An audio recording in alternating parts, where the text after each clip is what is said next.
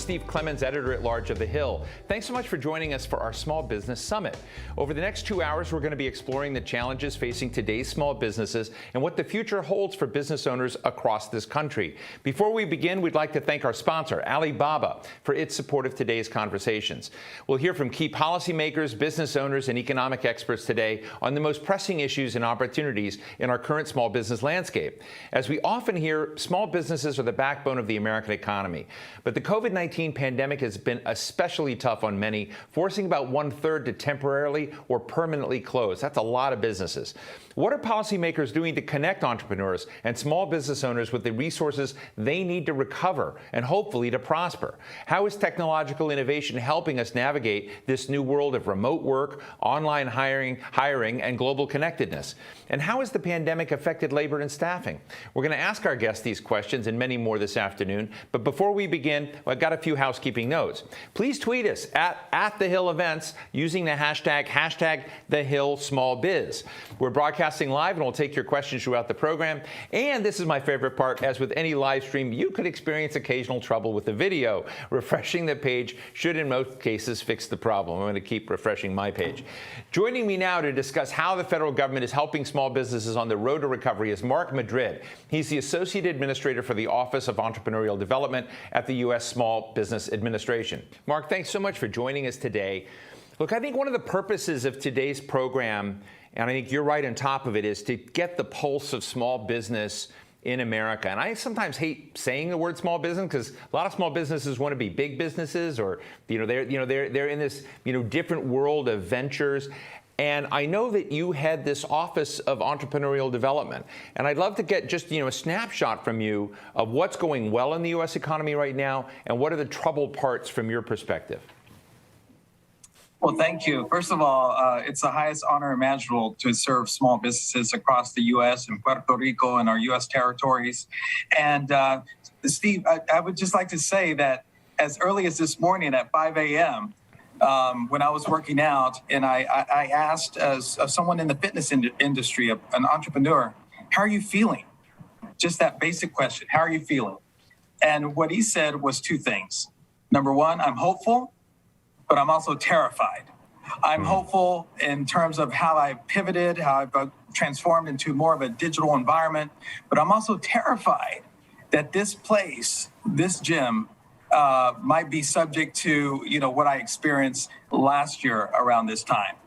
And so what I would say is we definitely are inspired by the fact that there was 3 million new business applications in the first half of 2021, but also we want to keep an empathy type of chord with our small business owners, truly understanding, meeting them where they are. I always like to say I'd like to have ears like an elephant, not a hippo. In other words, we've got to listen. And that's exactly what we're doing under the bold leadership and action-oriented leadership of SBA Administrator Guzman.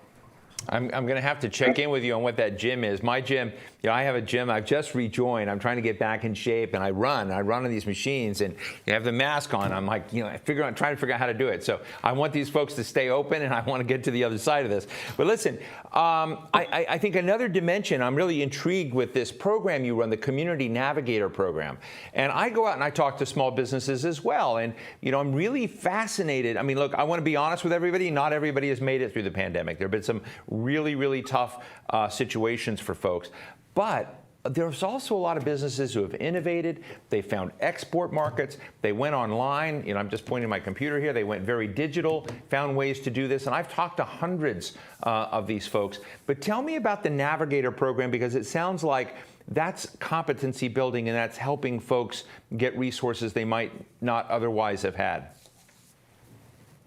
Absolutely, Steve. And President Biden a couple weeks ago announced his COVID-19 action plan. And within that framework were 3 important points on behalf of the SBA. And that was our work with the EIDL program, which I can explain and here in a moment. It's the Economic Injury Disaster Loan. Also our efforts on forgiveness in terms of streamlining and making it more accessible. And the Community Navigator pilot, which was enacted with the American Rescue Plan Act of 2021. And the whole essence of that, Steve, is to ensure that we're truly connecting small business owners with federal, state, and local resources, and more awareness, frankly, and application of SBA resources, funding, and programmatic elements like educational components. And that is truly going to take us to the next step in terms of what Administrator Guzman talks about, making this SBA more customer-centric, technology-forward, advancing equity. And the whole premise is to use a hyper-local approach to supporting our small businesses, especially the ones that were left behind from pandemic resourcing, and some of which have been left behind historically. We're talking about women, veterans, socially and economically disadvantaged individuals that own these businesses, both in rural and urban America. So a hyper-local approach using community navigators, and we refer to these navigators, and all they are is community champions. They're the ones that truly know that business, what they've been through. They know why there's caution tape on the restroom. They know why that owner is going through their certain struggles. They know the financial history, and that's been built upon trust and being culturally competent. And so we're relying on those community champions, those community navigators, with this $100 million granting opportunity. And we're so fortunate at the Office of Entrepreneurial Development on behalf of the SBA to be, we will be announcing those grantees in the fall of 2021. So it's going to be an exciting announcement. We're going to see geographical diversity. We're going to see several segments of our small business community served from this endeavor, which is going to be a national endeavor with a hyper-local approach. And Administrator Guzman often states that small businesses are the giants of our economy, and we are definitely going to underscore that with this effort. I mean, I think that's clearly true. I mean, I think people underestimate sometimes how vital small business is, and jobs, employment, risk-taking, entrepreneurship, new creation of just across the board. But one of the things I think is interesting, Mark, I'd just love to get your take on it and find out where the SBA is helping any of these small businesses in your purview not only go hyper-local and do business with folks in their community and down the street or in their state, but we've all gone digital. I mean, we've seen the sweep of everything we do go into the digital space. And I've seen so many firms that are now engaged with an international orientation and looking at what's going on. I mean, we used to just call it exports, but I'm not sure if it's really technically an export. You're selling stuff, but you're reaching somebody you might not otherwise have reached, in Asia, in Europe, but abroad, online with these new platforms. And so I'm just wondering, is the SBA and are you folks, as you kind of orient folks, helping them to understand if their services or their products are appropriate? There's a whole nother set of consumers out there globally.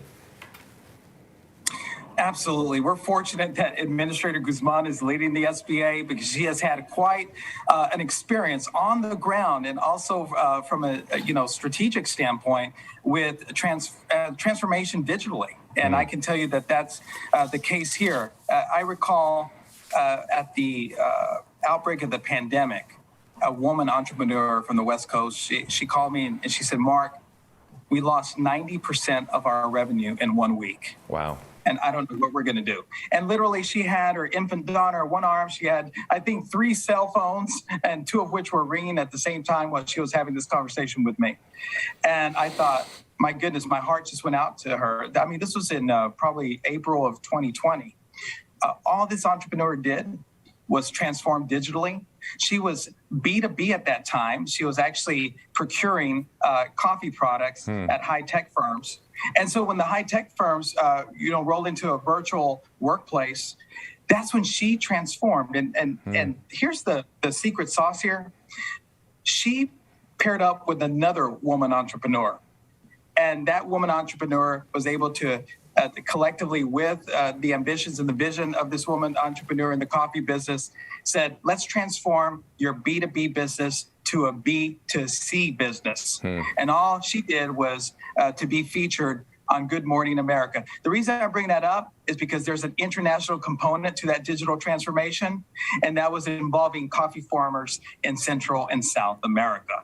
So I hope that brings the point home. And Administrator Guzman is definitely interested. We have an Office of International Trade here, also an Office of Investment and Innovation, which brings me to the point is that we're breaking silos, that we've got to work across the units, Office of Entrepreneurial Development, with all of our units here at the SBA.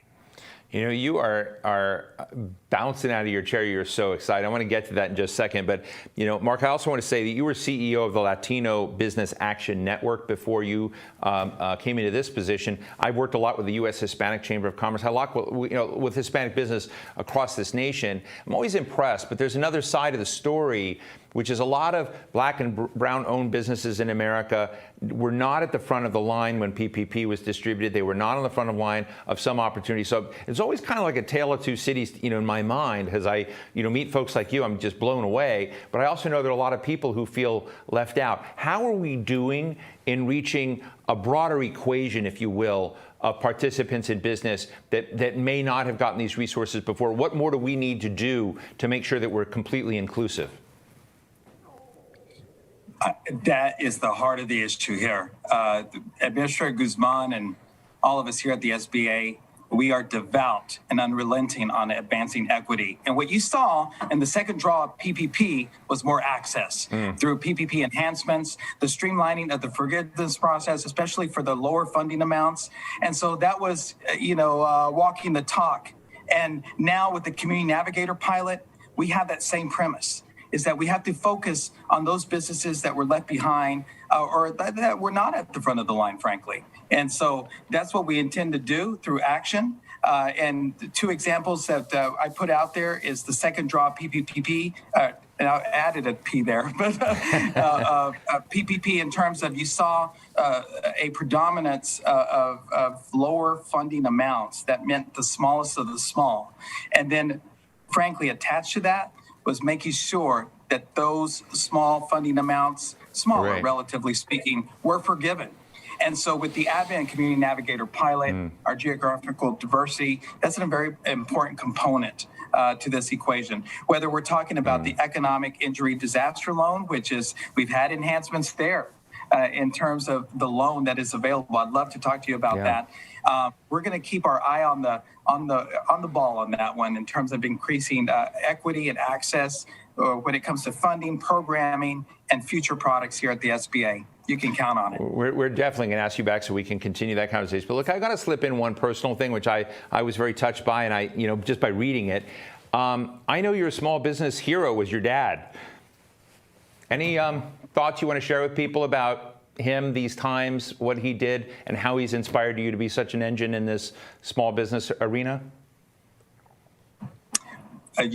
You got me there. I wouldn't be here without my father. And I was not raised in an academic household. I was raised in the Texas Panhandle. And if we were in person, you'd see my boots here. And my dad was a migrant farm worker. That's how he met my mother on the cotton fields. And when he said, "No more, that's not my destiny," he picked up trades. He was resourceful, industrious, and he opened his welding business that he had for over 40 years and became known as the go-to welder in the Texas Panhandle and the South Plains. And that industrious spirit, that entrepreneurial spirit, I have it in my DNA. And it means so much to be here because we lost my father to COVID-19 back in the summer of 2020. I almost lost my mother. In fact, the last time my mother saw my dad was on the COVID floor. And I didn't get to see my father because I was in California with the Latino Business Action Network and Stanford Latino Entrepreneurship Initiative, and they were in Abilene, Texas. So when I say it's the highest honor imaginable to serve U.S. small businesses, it's from the heart, and I'm just energized to be here. But I pair that energy with empathy, which means that we have an ongoing concern here. And although we're serving over 31 million small businesses under, Administrator Guzman's leadership, we have to, make it personal in terms of thinking about, I tell the team here at OED, the Office of Entrepreneurial Development, think of at least 3 small business owners today. Yeah. And that's important that we do that every single day, and we will continue to do that. Well, listen, Mark, I really appreciate you sharing that, because I agree. I mean, we're storytellers. It is about human beings and human stories and, real struggles and, oftentimes victories, but sometimes it's really, really tough out there. So I want to just thank you for sharing that personal issue. So Mark Madrid, Associate Administrator of the Office of Entrepreneurial Development at the Small Business Administration. I hope you'll come back. You're fun. I want to thank you so much for joining us today. Thank you, and best success on the Small Business Summit. We're hopeful, but also empathetic, and that's the key to our success overall. Thank you. My next guest is Congresswoman Young Kim from California. She's the ranking member of the Subcommittee on Innovation, Entrepreneurship, and Workforce Development, and she's also a small business owner herself. Congresswoman Kim, it's a real pleasure to be on with you, and I know you worked with my friend Ed Royce for many years, and we've encountered each other. But I want to say, one of the things I like about the role you play, and I often think, sometimes you have members of Congress or senators who are governors or mayors. Sometimes they were big company CEOs. But how many small business people are there in the Congress you found that understand the dimensions of what small business owners are dealing with? First of all, it's really great to talk to you, Steve, and I'm so glad that I'm part of this discussion today.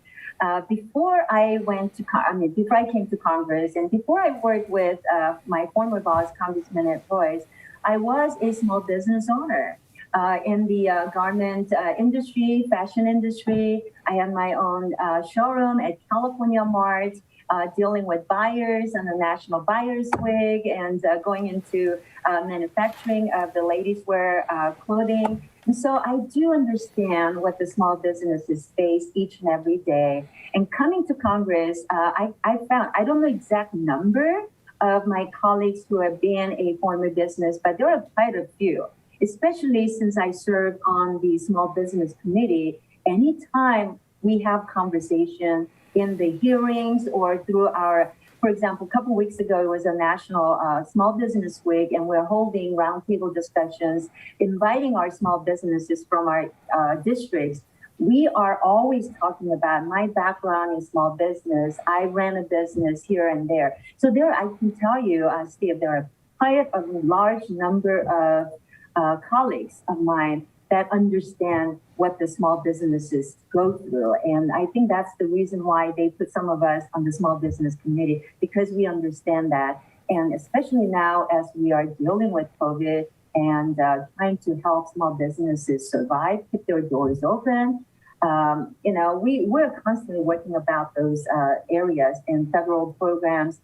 What can we do to make their lives a little bit easier? Well, I'm glad you framed it that way. And I also want to say, I remember the California Mart. It's like near the 101 freeway and the 10 freeway, and you'd see it right over there on the right. So that's cool. But I guess the question about small business owners, most small business owners I know, they may care about the quality of the environment where they're working, or they may want, stability. They don't often think about what can I get from government. But, when a lightning strike comes in, like this pandemic, and creates a tsunami of effects that are very disabling, and we know a lot of businesses have not survived this. Some have innovated, but I'm interested in what is the right social contract to support small businesses in a time where nothing that has happened has been their fault, but they're struggling in these times. Thanks for raising that. And let me first tell you, the small businesses in my home state of California, during the COVID pandemic, I think they were hit the hardest. I can tell you there were like 40,000 small businesses in our state closing. And half of those, that is like 20,000 plus, closed permanently. So hearing those heartbreaking stories of businesses closing their doors, I think we all came together in a very efficient way. We saw in 2020 Congress passing the first CARES Act to provide the immediate support they need. And we also saw unprecedented amount of federal loan programs through the SBA. I heard over and over how small businesses have come to me and told me they were the lifeline of these businesses to keep their doors open, keep their employees on their payroll, and especially that Paycheck Protection Program allowed it to happen. And I think what our job in Congress is to continue to provide policies that will allow small businesses to continue to be creative continue to be innovative. During the COVID pandemic, I saw, especially in my district, which is very diverse, we have a lot of ethnic communities and Asian restaurants trying to keep their doors open. And I saw utilizing parking lots, bringing tents, and continuing to serve their customers that way. But California had more strict rules than other areas. So I think we saw a lot of them, really struggling. But I think what we're trying to do is, obviously, the programs that we helped with, PPP and so forth, they were very helpful. But because, many of these programs were created so quickly during the pandemic and the SBA saw an unprecedented number of loan applicants, there were difficulties in processing those. And a year later, when our committee is doing oversight hearing, we found some issues with how we were dealing with it, and we're trying to work through those. Fascinating. Representative Kim, one of the other things I've been sort of fascinated by is how some businesses and how all of us, frankly, were pushed more into the digital space than we ever have before. Talking to our parents, talking to our loved ones, buying, stuff on, from marketers and whatnot, and FedEx and everything has just sort of grown enormously. But I remember working in the Senate for a senator from New Mexico many years ago, and he said, we have to help our state grow, and we're not going to grow if our small businesses are just doing each other's laundry within the state. We need to sell stuff to California. We need to sell stuff to Japan and China. And that used to be complex, and now there are platforms, there are opportunities for small businesses to say, hey, I can get beyond our neighborhood, and I can do that. And I'm interested, you're from California, and California has, not only a Pacific orientation, but a global orientation. How important do you think it is? I mean, we seem to have a struggle over internationalism in this country. President Trump pulled out of a trade deal in Asia. Joe Biden has not yet, to my knowledge, initiated any great big new trade deals. Is that hurting business? Is that harming small business and, robbing, horizons of markets for them? Of course. Again, my 39th district is part of Southern California, which we call the gateway to Pacific Rim. Our constituents and state of California businesses rely heavily on our trades with our trading partners in Asia. Right now, during the COVID, there are containers after containers. I mean, they are just locked at the ports. The goods are not moving. The trade is greatly affected. So this hurts our businesses. It affects the supply chain. All of that is affecting. And so I'm very pro trade with our Asian allies, especially in the Pacific Rim. I think we need to continue to provide our support there. But you also talked about doing a lot of businesses online. And so many small businesses, they continue to adapt to keep their doors open. And during that part of it, that includes our, reliance on doing online businesses. And this pandemic made it very clear that our reliance on technologies will only continue into the future. And so we need to embrace the new technologies in today's changing economy. And I think by doing it, we're also concerned about protecting the cybersecurity of our small businesses. And that is crucial. And I think we need to evaluate lessons learned during COVID-19 and create programs that are successful in the long term.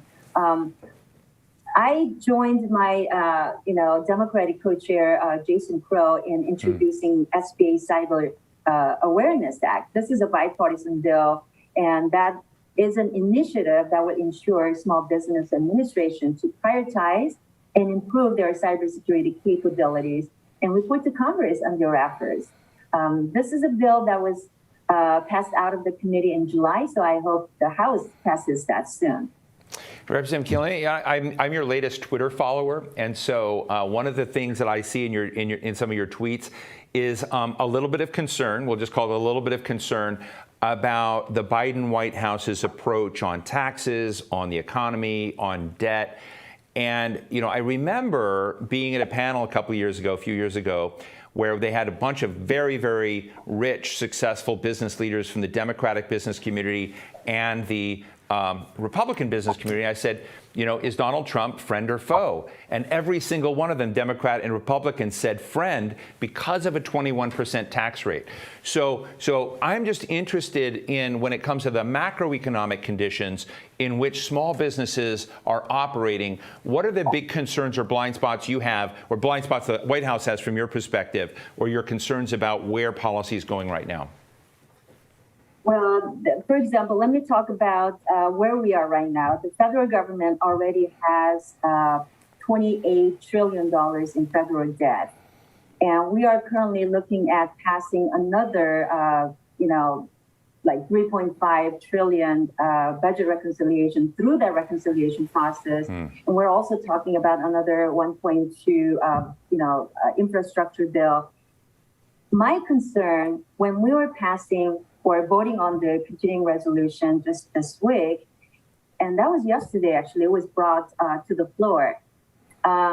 It included a provision to increase or raise the debt limit. That is unlikely to pass in the Senate. My concern was this is going to pass, and we're going to add increased federal debt. We're already spending $300 billion, if not more, just to pay the interest payment on the federal debt we already have. I support continuing resolution if we cannot come together and pass a clean budget, bipartisan budget, but that is not happening. So the continuing resolution will allow our federal government to continue its operation. But the Democrats trying to include the raising the debt limit or debt ceiling is not the way to do it. I was really concerned about that. If we allow Speaker Pelosi and Democrats to move forward with this $3.5 trillion reconciliation package, our country could spend at least $5.4 trillion. And that's more spending than total amount that we spend in the World War II. We just cannot afford to pass a blank check that allows Democrats to settle future American generations with debt by raising the debt limit, and that's through the December 2022. So the Democrats are just playing partisan game over here because it's clear that isn't going to pass the Senate. I, again, support a clean continuing resolution to keep the government running, but that wasn't the case. Especially I'm concerned about when we are at a 13-year inflation high, and our state across the nation, workers, businesses, and families, they're bearing the brunt of high costs on top of already high housing costs. And so that's what I'm fighting, and those are my concerns. Oh, I really appreciate your candor on this, Representative Kim. Now, we have a question from our audience for you, and this question is from Cindy. Cindy? Hello, everyone. I'm Cindy Ramos-Davidson, and I am the CEO of the El Paso Hispanic Chamber of Commerce and the proud operator of 2 coronavirus relief centers in partnership with MBDA and SBA. We have been on the street since day one, finding out what our community needs. So my question to everyone today is, will there be additional capital access grants for the hardest hit minority small businesses, especially those with the lack of technology? Muchas gracias. Thank you, Cindy. Representative? Well, Cindy, thank you so much for those that very valid question. We are concerned about providing more federal assistance to keep the businesses floating. The Small Business Administration has various resources and programs that are available, especially in the minority, woman-owned, Hispanic-owned, veteran-owned areas. So I would love to work with you. Please contact my office if we can be of additional resource to you. But part of the federal assistance, especially when I was talking to Steve about earlier, the heartbreaking stories of businesses closing the doors. We saw unprecedented amount of federal loan programs through SBA. We are having hearings after hearings regarding what's next for those programs and what was successful and what can we improve in order to continue to provide additional support for small businesses. One area was the Restaurant Revitalization Fund that was exhausted quickly. So we realized there was a need to replenish that Restaurant Revitalization Fund. So we did that. My focus is when we had CARES legislation passed first time in March of 2020, and then again in December of 2020, you're right. There were some funds that were unused from those CARES funds. So my focus will be really targeted. Let's use the unused funds to help businesses and get the funding out to businesses like you. Instead of raising more money, throwing money at problems is not going to solve it, right? So we need to be strategic, we need to be careful, and we need to be targeted in terms of our efforts to help those targeted, programs and businesses. So there you heard it, folks. There is a fiscal conservative still in Congress. Representative Young Kim, it's a real pleasure to meet you. We get together one of these days. I hope you'll show me the clothing line you had in the old days. But thank you so much for sharing your thoughts with us today. We really appreciate it. Thank you, Steve. I appreciate you having me. And now for a message from our sponsor, Alibaba. We're going to hear from Michael Evans, president of Alibaba Group. He's in conversation with journalist Kathleen Koch. Over to you, Kathleen.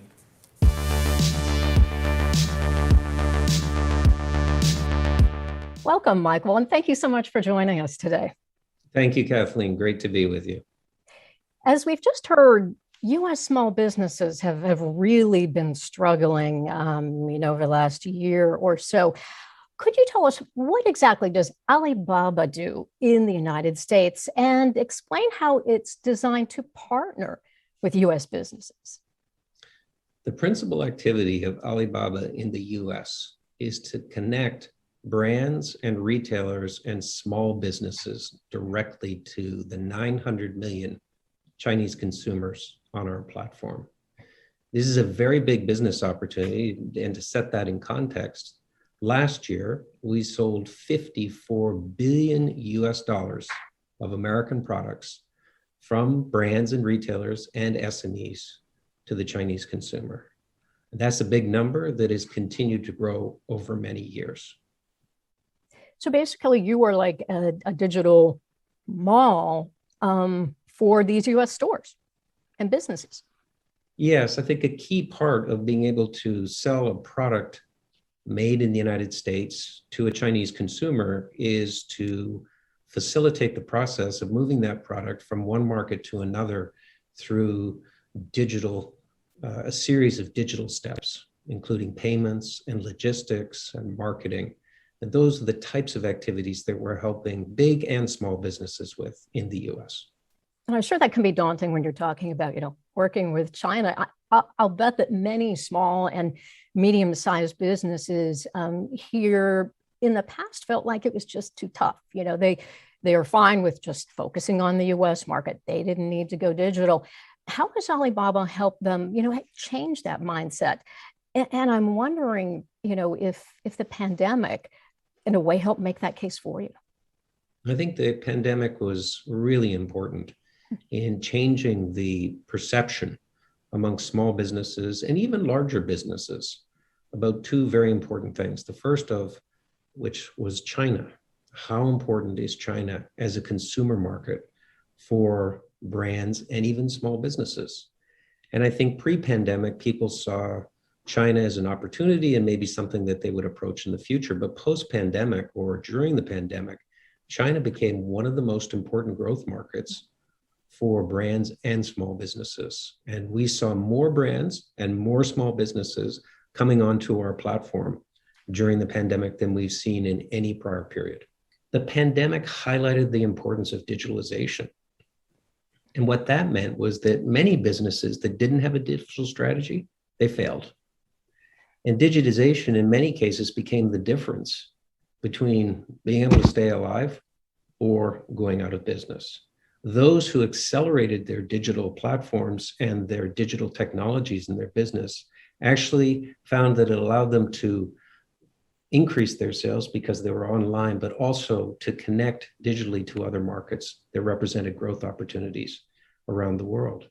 And I think that this is something that sort of post-pandemic, I know we're not quite post-pandemic, but post-pandemic, we would expect this digitalization to continue.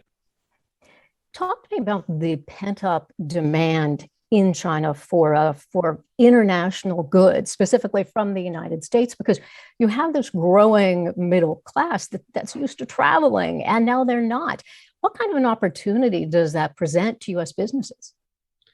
Well, the China middle class has been growing for the last 15 to 20 years, and the size of that middle class today is larger than the entire U.S.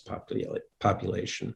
So I think that, that will continue to grow over the next 5 to 10 years. And so it's a huge opportunity for American businesses because America produces some of the greatest products that are safe, reasonably priced, and constantly innovating.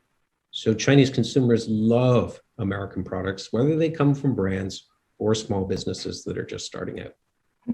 And in a way now, do they have more to spend because they haven't been traveling? Well, it's not that they have more to spend, it's that they have to spend it differently because typically they would have spent money as they traveled around the world buying products in the local market. But now, given that travel is quite restricted, they're buying almost everything online. So online sales in China this year will be more than 50% of total retail sales. And anything that would have been purchased while traveling abroad is now being purchased through our platforms in China. Let's talk now about Double 11. And I'd like you to explain it a little bit because it's the world's largest shopping day, but I think most Americans aren't really familiar with it. Tell us how it works. And I know U.S. businesses last year made $5 billion or sold $5 billion worth of U.S. goods on that day. What are your plans for this year? Do you think you'll break that record? Well, we don't talk too much about what we're going to do in terms of breaking records for the next year. The Double 11 was an event that was created by our CEO 11 years ago. And in that first year, we sold very little product. I think about $38 million. So it has grown over time. And the way we've grown it is to include more Chinese brands, but also international brands. So last year, we had 800 million consumers participating, 250,000 brands. And for the first time, we introduced something for the US called Pitch Fest, US Pitch Fest.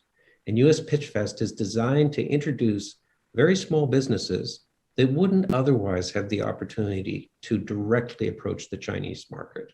And what we do is we work with them and we help position them so that the Chinese consumers, as part of 1111, can see their brand and decide how well they should do in terms of sales. So this was enormously popular last year, and we'll keep doing that this year as well.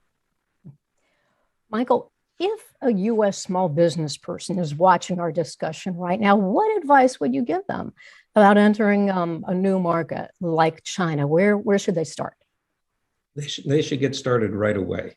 And the first thing they should do is come and talk to us and find out whether their product would actually be an interesting product for Chinese consumers. We have a treasure trove of information that can help small businesses in particular decide whether their business and their products or their innovations would be interesting to the Chinese consumer. Once we know whether that's going to be the case, then we can test those products very carefully in the market to see whether there's real consumer interest. And if there is, then we can take the next step, which is to put them on one of our platforms. Michael, thank you so much for joining us today. And thanks for sponsoring today's event. Pleasure, Kathleen. Thank you.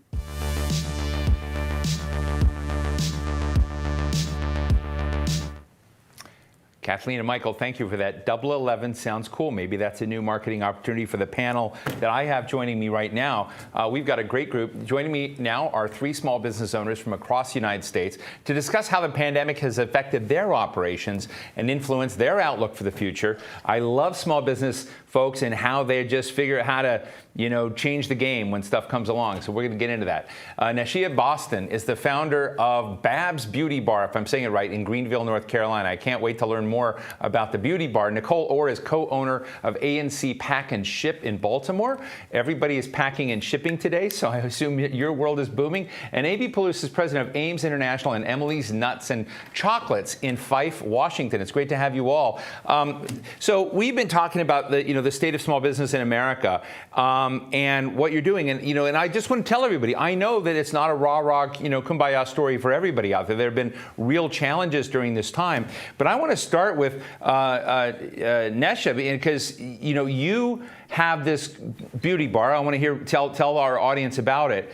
But what I'm really intrigued with, if the notes are right that my team has given to me, is you may not want to go back to in-person stuff, if I have that right, because you're doing so well online. So without me putting words in your mouth, tell us what's going on.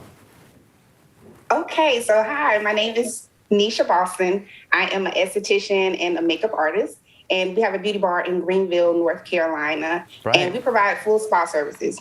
So, during the pandemic, we shut down we were mandated to shut down for 4 months. And I opted to stay closed an extra month because I was not quite comfortable going back doing face-to-face. And we were able to do that because of our online presence. So you are absolutely right. It was a hard decision to come back because we do love our customers. We did come back. But because we were able to pivot during the pandemic and focus on our e-commerce, that was able to support us during a 5-month closure. And we almost did not come back. So you are absolutely correct. So let me, Nisha, so 2 questions. What, if any, because I've also heard that you've had a tough time navigating, we're here in the federal government, we're talking to legislators, we got pumped so much money out there to small businesses, but I heard it was a little rougher for you. And just give us a little bit of the nuts and bolts of how you made that inflection jump, into digital. Right. So before the pandemic, we had our e-commerce business selling our cosmetic line, Babs Beauty. And because I was splitting my time between servicing our customers and focusing on the e-commerce was kind of set to the back burner. So when all of the programs came out with, like mentioned before, PPP and the EIDL, we were excited to apply for them. But because for my particular business, most of my employees are contractors, we weren't eligible to receive any of those types of fundings. So we did have to deep dive into focusing on the e-commerce and really putting that business out there in front of our customers and getting new customers in order for us to bring in those revenues so that we could survive while we were closed. Wow. Now, are those your products behind you on the shelf? Yes. Will you what's in the pink little box? Oh, these are eyelashes. Oh, those are eyelashes. Great. I'm going to jump to Amy and Nicole in a moment. But have you thought about selling any of these in China? Oh, yes, definitely. With listening to the president of Alibaba earlier, that is one of the platforms that we have looked at as far as expanding our reach into other areas outside of just the United States and some of the other countries that we work with wholesaling our products. So we are definitely interested in expanding that and working with other countries to make sure that we just reach everybody that we can reach. So interesting. Amy, let me jump to you for a second. Now, I'd love that, if you have products and, if you have some chocolate bars or chocolate pieces behind you, that'd be kind of fun to know about. But, as I understand it, your firm has grown very, very large, but it, was really a family-owned business, started small, but you found your way to the global marketplace from Fife, Washington. Tell us a little of the story of what you've been up to. Absolutely. So for us, being in the Pacific Northwest, trade is kind of inherent to this community and a very important part of it. And so from a very early start, we certainly looked to export markets to see what the opportunities were. And for us, China has been an important market as well as other Southeast Asian and Asian countries. However, during the pandemic, what was really interesting is because of our involvement in some of these markets, we were starting to see some of the trends or changes and shifts in purchasing behavior. Because they obviously experienced it a bit earlier than us here in the US. So it allowed us kind of some insights to start thinking about, well, if the pandemic did move to the US, how are we going to have to shift our business? What are some of the things that we might have to take a look at? How is our customer base going to change and hopefully expand? Now, let me ask you this, because I've been was involved in trade policy for almost 20 years.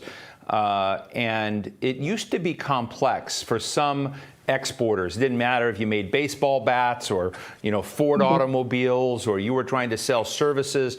If a market like Japan, which was very robust at that time, wanted what you had, it was easy. But if there were complexities or other manufacturers you had competition going, what is the playing field like now? I mean, Alibaba is sponsoring this, but I don't want to make it just about Alibaba. But I want to ask the question: have those so-called non-tariff barriers largely disappeared? Are you finding, if you're accessing China or Southeast Asia, that those problems that used to be endemic? We're going to have Frank Lavin on this show later, and I'm going to talk to Frank about it because he's a veteran of those battles. But I mean, has it become easier so that you don't have to necessarily learn Chinese or Indonesian or I'm just sort of interested in that. Yeah, absolutely. I would certainly say the interest and the demand for American products throughout the world still is very strong, and it exists. I think inherently consumers and individuals were always seeking something new. So these markets are certainly available. Has it gotten easier? In some areas, absolutely. In some countries, it is still very difficult. China, most recently, because of the tariffs that have been applied. And so what consequently has resulted is that you've seen an opportunity for domestic companies within China to become more competitive with American products, or find ways in which they could potentially create products that are similar to those of exporters. So the trade barriers that were put in place in the last 2 to 3 years have significantly impacted our domestic in-country trade opportunities. However, platforms such as Alibaba and Tmall, because of China's clever approach to welcoming trade in certain areas, there are certain duty-free zones that make it very practical and easy to do business. And again, platforms such as Alibaba really do kind of help spearhead and walk you through that process to be able to do that. So fascinating. Now, Nicole, you're my neighbor. As I understand, you're in Baltimore, right? So you're my close. I can stop in and see it. Now, tell me what a multi-carrier shipping outlet, that's what ANC Pack and Ship allegedly is. What does that mean? Basically, we have everyone up under one roof. Most people are familiar with going to either their FedEx stores and UPS stores, but we actually have UPS, FedEx, DHL, the post office. We are also have a division of international freight forwarding called Callistian Logistics. So we have everyone up under one roof.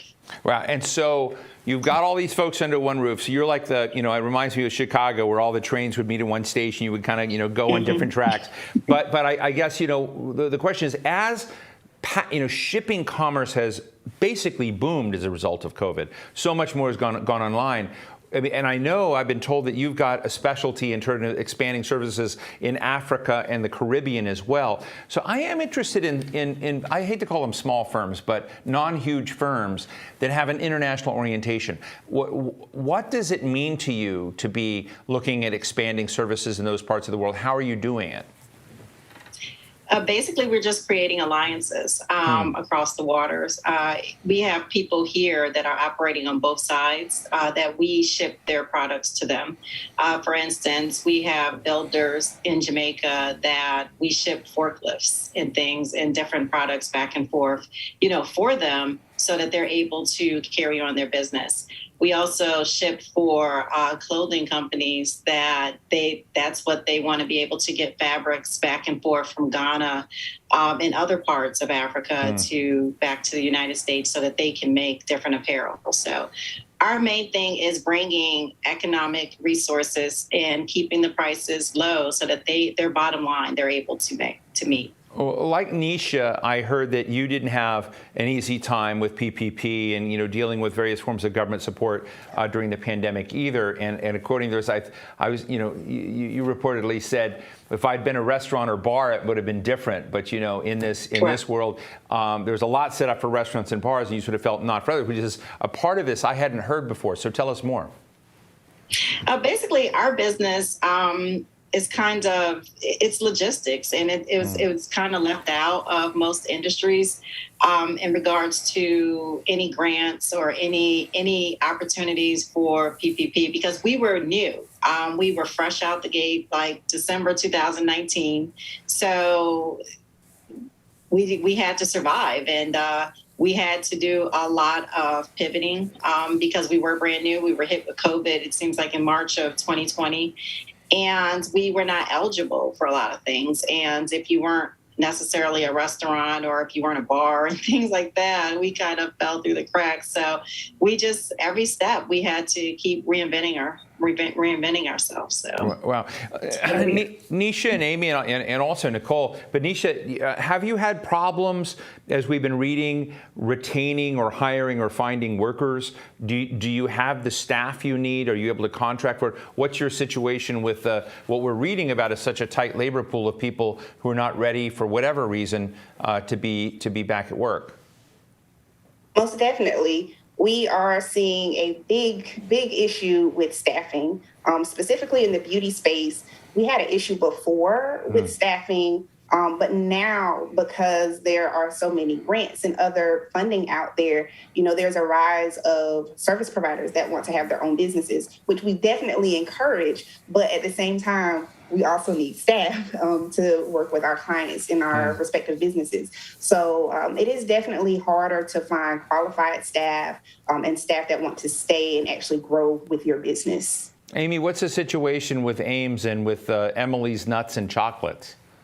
Yeah, in the manufacturing, and we are food manufacturing, we are in a very competitive labor market here in the Seattle-Tacoma area. So we are competing with, Amazon warehouses that are starting at $15 to $18 an hour. So it is a real challenge for us. We've been fortunate that we have had a very loyal and consistent labor force. We have a lot of referral. And for us, it was about creating an environment in which people felt comfortable to come to work, particularly during the pandemic. So we spent a lot of time making sure that PPP was available. Our local Tacoma Economic Development Board was a huge help in that. Early on, they provided us masks as small businesses, gloves, sanitizer, and that frankly helped us stay open during that time and make sure that our employees were taken care of. Amy, if you were to give Nisha, who has a potential export sitting right behind her shoulder, about one thing to think about, whether it's in China or other parts of the world, what's the most important thing in terms of taking your product from this country and thinking about international? You will be surprised at the opportunities. Take it slow. Partners such as Alibaba are really great. They're like it was said earlier, there is so much information and so much desire to try new things. And American products, there is such an appreciation for the trends that we are developing, the products that we are developing, and consumers are eager. I think the one thing very, very quickly is videos, anything that you can do that just, really creates that one-on-one connection with the consumer, that demonstrates your product will really certainly make you successful. Nicole, I'm going to give you the last word here, last two quick things. One, which is the best carrier under your many carriers? That's part one. Oh, man. And then part two, if there's one thing you needed to help you, because you're in the service, as you said, you're in logistics. It's a very different thing, but logistics is also an arena that people purchase and value that service. There's one thing that you needed to help propel you along, because, partly we're having folks watch this so they can learn from you. What's the one thing that would have helped a lot, or will still help a lot? Right now, oh, wait, you forgot my first question. You forgot my first question. Oh, well, the first question, let's see. I like them all. They all have their own issues. And I'm just going to be diplomatic about it. I really don't have a preference because they all have their issues. I would say that. I think they do the best that they can with the resources and the people that they have. I don't like the fact that there are a lot of different surcharges. So, and that pretty much comes with all of them. So, I'm just going to be diplomatic. They all have their issues. I like them all. So what's the one thing you need? I think that for small businesses, one thing we definitely need is more support from our government officials. I think that they really need to kind of hone in on making information understandable and accessible. And I think that's just flat out for all businesses. Definitely for me, because some things you can read and it's not really clear and it's very confusing, even to attorneys. Like I can have my attorney reading and he's confused. So just definitely making it accessible and just understandable. So from our local governments. Well, listen, thank you. What a wonderful conversation. I'm going to stop in Baltimore and hopefully, experience the eyelash box someday and, definitely go for Emily's Chocolates. But listen, Nisha Boston, founder of Babs Beauty Bar, Nicole Orr, co-owner of ANC Pack and Ship, and Amy Pelosi, president of Ames International. What a pleasure to talk to all of you. Thank you for sharing your stories with us. All right, thank you for having us. Thank you for having me. For small businesses with global aspirations, as we were just discussing, breaking into international markets can be daunting. I hear it's a little easier than it used to be. We're going to find out in just a moment. But joining me now to discuss what's at stake for these companies is my friend Frank Lavin. I haven't seen him in a long time. He's CEO and founder of Export Now and former ambassador to Singapore and Undersecretary of Commerce for International Trade. Frank, it's great to see you. I need to admit that Frank and I used to cohabit lots of luncheons together about 2 decades ago. And you're still in the trade business. I guess I want to open my, first, congratulations on the book. But I want to say to you, Frank, is America, particularly Washington's part of America in D.C., still in the trade business? I asked this earlier because we saw the Trump administration in many ways walk away from trade deals and from a trade orientation, at least struggle over that. And I'm not convinced the Biden administration is tooling down very much in that as well. Now I may be wrong. I'd like to hear from you, but I'm just wondering if America is walking away from trade, or are we still in the game as you see it? Yeah, Steve, first of all, thanks for having me on. It is great to see an old friend again, and grateful for the chance to reconnect. Listen, your question is right on the money, and I think we have to differentiate it. Answering it, you have to differentiate between sort of government policy and businesses, because I think you're right in terms of policy. Government leadership, U.S. leadership over the last 5 or 10 years has really lost much of its appetite for trade initiatives. There's a political cost to it. There can be dislocation. There's constituencies that are unhappy. So that is slowed down, or in some respects come to a halt at the policy level, at the government level. At the same time, at the business level, at the human level, it is moving ahead full speed. Companies are growing and exporting and entering new markets and selling more and do more overseas, unlike ever before. So we've got a little bit of a paradox going on. Trade has never been more important to the U.S. economy, but we're not seeing much in the way of formal initiatives out of Washington, D.C. So what do you think is going on? Because I talked to Amy Pelosi a minute ago, right? So she's got Emily's Nuts, and that's a company I didn't know. But I know that she's in Tmall in China. Or you go to IKEA, an IKEA Swedish company. But you can go into a website in China, actually is an Alibaba site, but you can go in and you can walk through the mall digitally as if everything is just like you're walking. And all it has is you don't have the Swedish meatball smell, right there when you're going in. And I'm just sort of saying, God, there's tons of business and market out there, but there are also geopolitical tensions, which I understand. But we've always been able to, from the U.S. perspective, always been able to do business, even if we have these other concerns going on. So do you think that the Amy Pelosi story is getting undertold in America, or do you think that somehow we're going to have to resolve geopolitical tensions to get back to business, or can they swim along together? Let me tell you something, Steve. If you are in the consumer goods space, if you're making a retail goods, something that's sold in the store, apparel, beauty, food, baby gear, exercise equipment, if you're in that space, you're very, very lucky, because the appetite in China for those kind of everyday consumer goods, the premium goods that Americans make, is huge. And to your question, there's not a political sensitivity to it. The Chinese government never gets mad at Nike because Nike's doing well in China. It doesn't get mad at Procter & Gamble. It doesn't get mad at Starbucks. And it doesn't get mad at the thousands and thousands of mid-tier and junior brands that have entered the market through e-commerce in the last few years. When there's issues, it tends to come up in that regulated space. Tech can have some tensions in it. Big finance can have some tensions in it. But consumer goods, during all of the trade war we've seen over the last few years, There's never any problem with consumer goods. And you'll see American firms have their best year ever in China this year. Now, Frank, when you were Undersecretary of Commerce for International Trade, I just remember your daily deal was steel, was baseball bats, was American automobiles in Japan. I mean, it was like a very different scene. And I just sort of wonder whether today we've somehow leapfrogged out of that and that the export scene is so much better than it used to be. Am I wrong? It has improved. No question it has improved. Barriers have dropped a lot in the last 10 years or so. But here's the other point, too. When you're in government, let's face it, you've got a job in government to deal with problems. So you have to deal with the most unhappy constituencies in the U.S. And look, a lot of them are really being treated unfairly. So you've got to go to bat for these groups that are being treated unfairly. And so you're dealing with the problems. When you're out of government, just in private business, you're dealing with opportunities. What we say in our little company is which U.S. brands can sell the most in China and how can I help them sell? So somebody might have a problem someplace else like steel, but we don't work with steel. We work with consumer goods that are really off to the races in China. How much damage did the Trump sanctions on China do?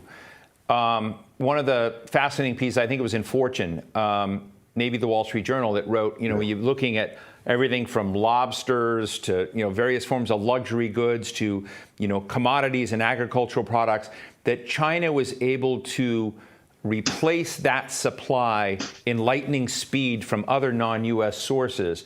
And thus the impact on them was just nil, but it did harm lobstermen in Maine. It did harm agriculture producers. It harmed, one of the big markets for Maryland agriculture is shipping chicken feet to China. That got blocked at some point. So I guess my question to you is, did those sanctions harm us far more than it did any damage to China? Yeah, look, I've got a general view, which is tariffs are just about never a good idea. Trying to negotiate trade improvements through use of tariffs is like trying to drive your car by using your horn. I mean, it can be good as a signaling device, but persistent pounding on that horn rarely gets you where you want to go. So it had, I think, some positive effect as a signaling device, signaling that the U.S. was unhappy, but then it didn't close the deal. It didn't actually open markets or improve situation for U.S. exporters. And as you point out, China retaliated. China put in their own tariffs, and some American firms got caught up in that. Now, luckily, we're at a different moment right now where we're sort of at a standstill. We're not in a tit-for-tat world. Nobody's throwing punches, and I would say it's a very good atmosphere. What do when we just had a couple of other folks in, we just talked, I asked Babs beauty products if they're thinking of selling international, and she's sort of looking at various platforms and going on. But you've consulted with so many businesses, large and small, about the export side. What's the biggest hurdle they need to get over in terms of connecting with that global opportunity? Let me tell you something. There's a very important hurdle here. Some brands are digital, very strong digital DNA. They enjoy telling their story. They're on social media. They do videos. They post a lot. They've got a great narrative. Those brands tend to do very well in China because China is a digital nation, digital consumers. Of course, the material has to be translated and localized, of course. But the point is the company understands it has to court the consumer. It has to communicate with the consumer. You have to allow the consumer to fall in love with you. And we're in this digital moment, Steve, where the consumer expects information. The consumer expects the brand to speak to it directly. Some brands, the beauty brands, tend to be very good at this. Apparel brands tend to be very good at this. Other brands, it's hit and miss. But the brands that can tell a story and use that digital pillar will do very well in China, typically. In your company, Export Now, without divulging any trade secrets, what's the coolest brand you're pushing? We have a lot. We work with some wonderful brands and we're under NDA with them. But I'll tell you what is a lot of fun. We handle Fender guitars in China, and Fender guitars are fantastic. They're doing insanely well. I mean, look, I'm not a guitar guy, but I went back to somebody and I was telling him, he says, "Oh my God, they're booming in China." Is that because of you? No, it's because of Fender. It is a great product. It is a great guitar. And what you realize when we're on the marketing end, it's not just a fabulous product that you can really have fun with. It is a social instrument. One of the key reasons you have a Fender is to meet people. It might be people in your band, it might be people in a club, it might be folks at school, but Fender is a social tool as well as a great musical instrument, and it is a fabulous brand. If you just look at some of the clips from Jimi Hendrix through the Rolling Stones, the folks who use Fender, it is the great icon of rock and roll history, and you can own it. You can own it. So why not buy the best and get a Fender? It'll put a smile on your face. Well, Frank, it's so great to talk to you. I think in my next life, I'm going to become a small business person. I'm going to figure out something to sell, and I'm going to come to you and figure out how we can sell it to a lot of folks in China. But listen, Frank Lavin, author of the Smart Business Guide to China and e-commerce, and he is the CEO of Export Now, a company that operates e-commerce stores in China for U.S. brands. Real pleasure to see you, my friend. Thanks so much for joining us today. Thanks, Steve. Great. Well, this brings us to the end of the first half of our program today. We'd like to thank our sponsor, Alibaba, all of our guests and all of you attendees for sticking around for this. There's a great next section coming as well. Take a quick break, stretch your legs, and meet us right back here at 2:15 p.m. Eastern. We've got some more great guests you won't want to miss, including Senator Ben Cardin and TaskRabbit CEO Anya Smith. See you at 2:15.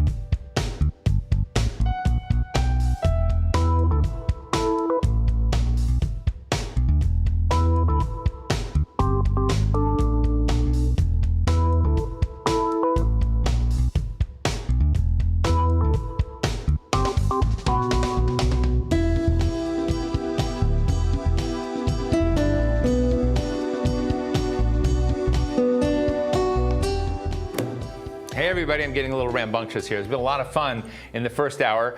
In case you've forgotten, hello and welcome. I'm Steve Clemens. I'm editor-at-large of The Hill. If you're just joining us, this is the second half of our Small Business Summit, where we're discussing the challenges facing today's small businesses, as well as opportunities for growth and innovation. We'd like to thank our sponsor, Alibaba Group, for making this afternoon's set of discussions possible. A quick reminder that you can tweet us at The Hill Events, with the hashtag The Hill Small Biz, B-I-Z. We're broadcasting live, and we'll take your questions throughout the program. And if everything goes funky for you, if the live stream goes bad, just push refresh, and I'm told it will probably help you. Here to discuss the state of small business recovery is Jessica Johnson Cope.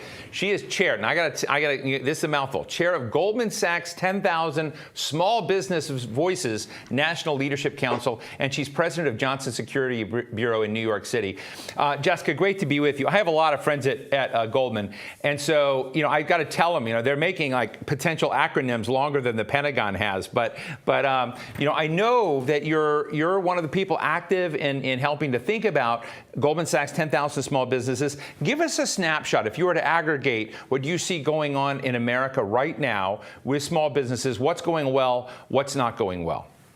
Well, good afternoon, Steve, and thank you for having me today. What we see amongst America's small businesses from sea to sea and ocean to ocean is that there's a desire to recover, there are hopes to recover, but the planned recovery just simply isn't there. Many businesses were able to sustain to some level as a result of PPP and other incentives from the federal government, but it's still extremely challenging, as evidenced by some of the things the earlier panelists discussed.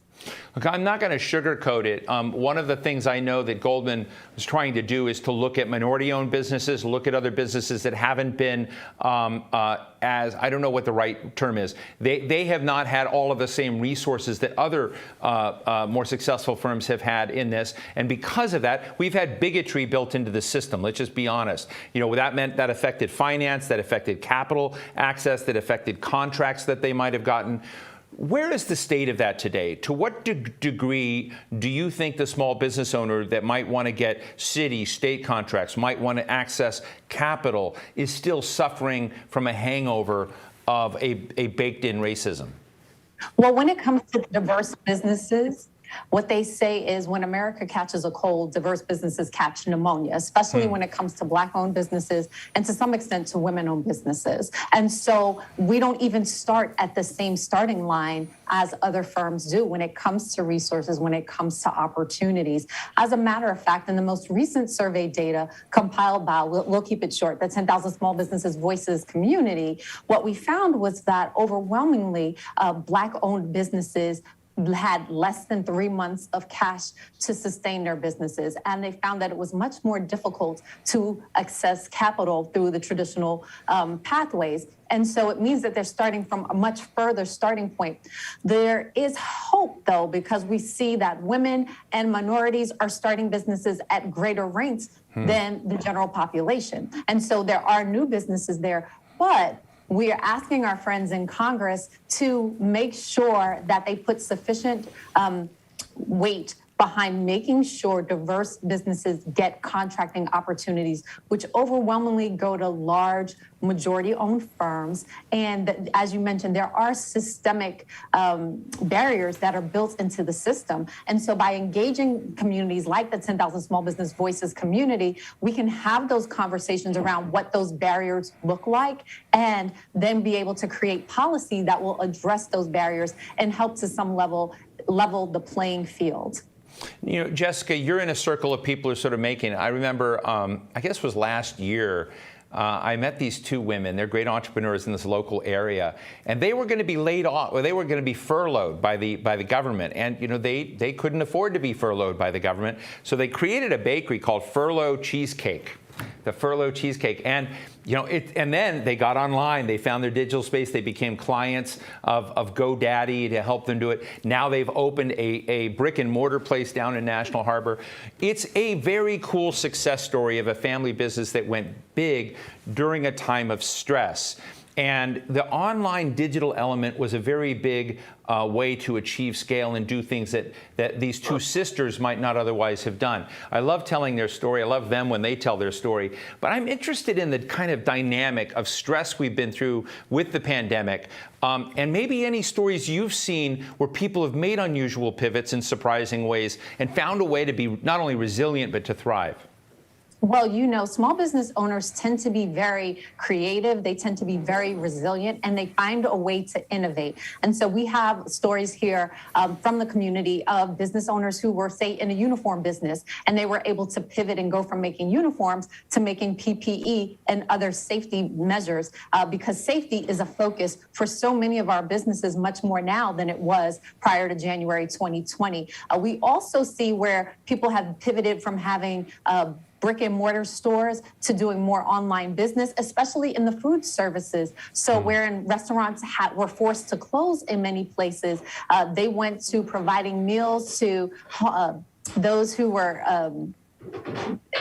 sick and shut in or didn't have the same level of food access. And so we've seen a tremendous amount of pivot. In one case, I have a colleague in the Florida area who makes awnings and protective coverings. And now since we've gone from being remote and inside where people are coming back into the office, they now want to make the most of their outdoor space. And so she's getting more business for her awnings than she did before the pandemic began. Jessica, I know that you've talked to folks in the White House. In fact, as I have it, you've been part of these forums organized by the White House Office of Engagement and also other places like the New York Times, She Owns It forums and stuff. So what do you tell the White House when they reach out? What are their blind spots from your perspective that they ought to be listening to?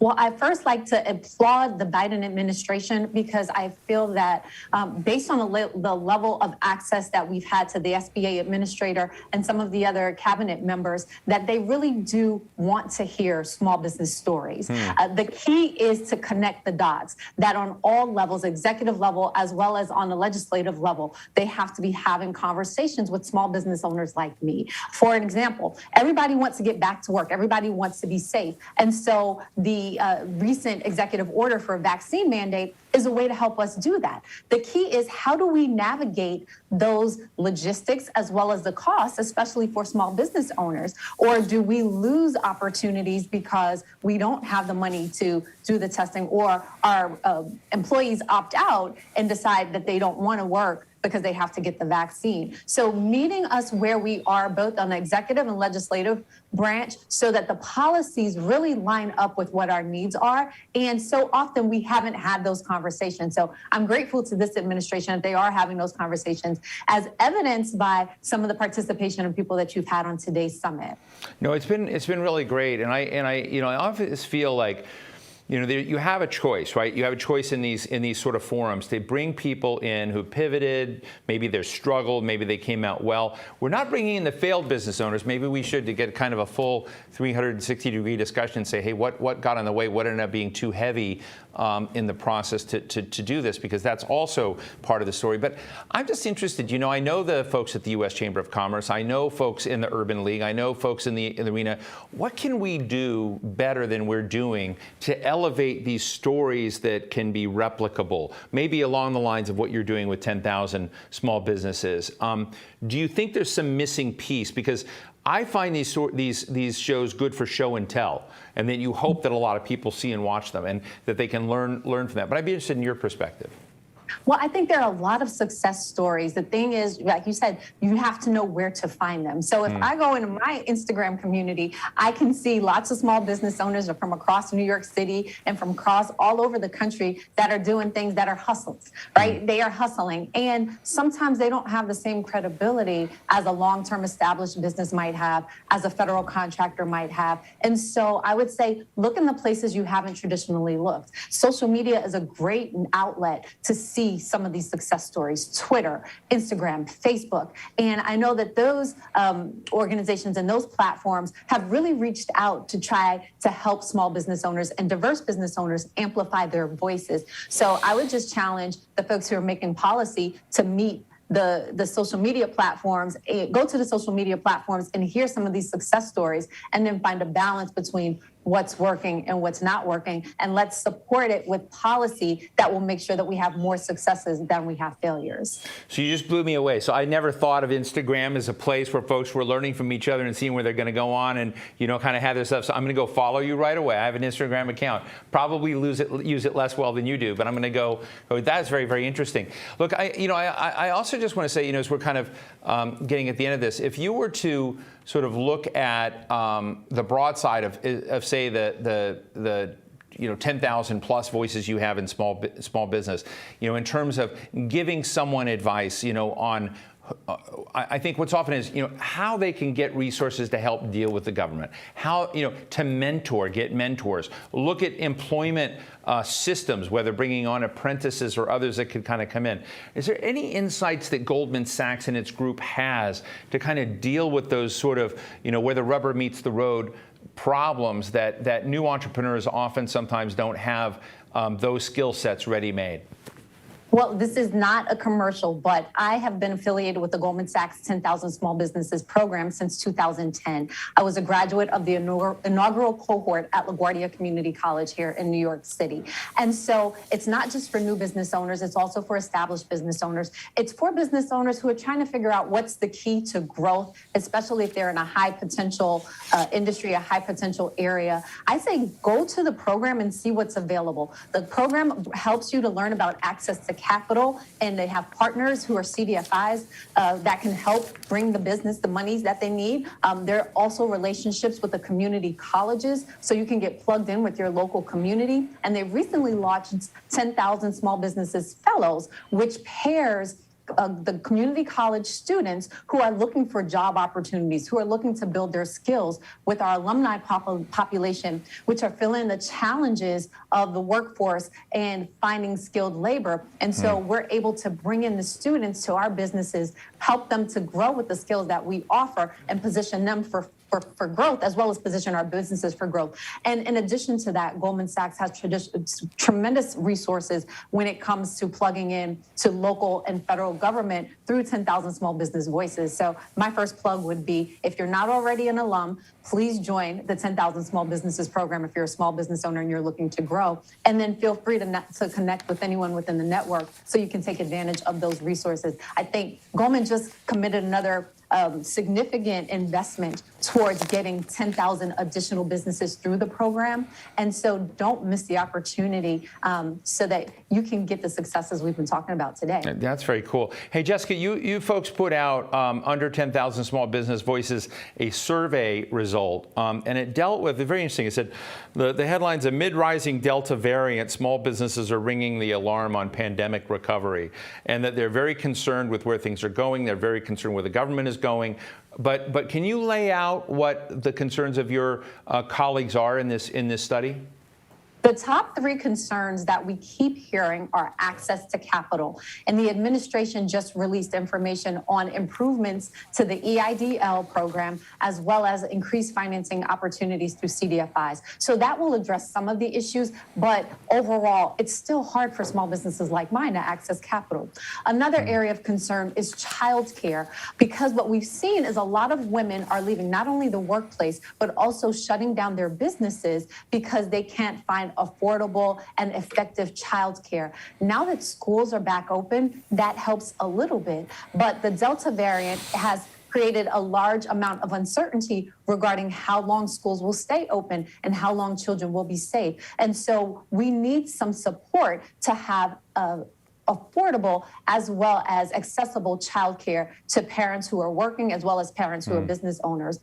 Additionally, safety. Again, the vaccine mandate is very helpful, but then how do we keep our employees safe? And then how do we make sure they return home to their families safely? Those are some of the biggest concerns that we're hearing. Lastly, staffing challenges. As an example, it's hard for us to recruit and retain the people who we need to run our businesses. Even as small businesses, we may need fewer people, but we need good people. One example is my friend Brent Reeve, who has Smoky John's Barbecue in Dallas, Texas. Now, there's no food like the food in Dallas, and barbecue is king. Brent is at 1/3 of the capacity of people he needs to staff the State Fair of Texas, which brings him close to 30% of his annual revenues. And it's it's not something that he can put a robot in place to take the place of. And so Brent's story is similar to what I'm hearing across the country, that small business owners are having a hard time recruiting, retaining, and keeping and training employees to take advantage of the recovery opportunities. And so, if we can address those four major issues, we're likely to see a more solid, level playing field as small businesses try to recover through the pandemic. Well, Jessica Johnson Cope, I would love to keep talking to you. I've got Senator Cardin waiting. Otherwise, I would keep talking to you. You're very, very cool. Jessica Johnson Cope is chair of the Goldman Sachs 10,000 Small Businesses Voices National Leadership Council. She's also president of Johnson Security Bureau. She also knows Dallas barbecue really well. I want to thank you so much for joining us. Thank you, Steve. Have a great day. My next guest, as I just mentioned, is Senator Ben Cardin from Maryland. He serves as the chair of the Small Business and Entrepreneurship Committee. Senator, great to see you again. We've had similar discussion. Look, if I were to basically be honest and step back and say, let's take state of small business in America today, door number one, a lot of victims didn't make it through this time. They really dented where small business failure spiked up so high. Another door is our companies like we just heard about. They're sort of resilient. They're holding themselves together with Band-Aids and popsicle sticks and stretching and trying to figure out which way. Door number three are firms that have really thrived and boomed at this time. And I'm interested, as you look at this, you look at the policy dimensions of what we have to get right. How are you seeing small business in America? And what is it we now have to do given where we are? Well, Steve, first of all, it's good to be with you. Second of all, listening to your previous guests, I'm very hungry for some Dallas barbecue. So it sounds we got good barbecue in Baltimore, too. Get to the Texas Fair. It sounds like it's going to be incredible.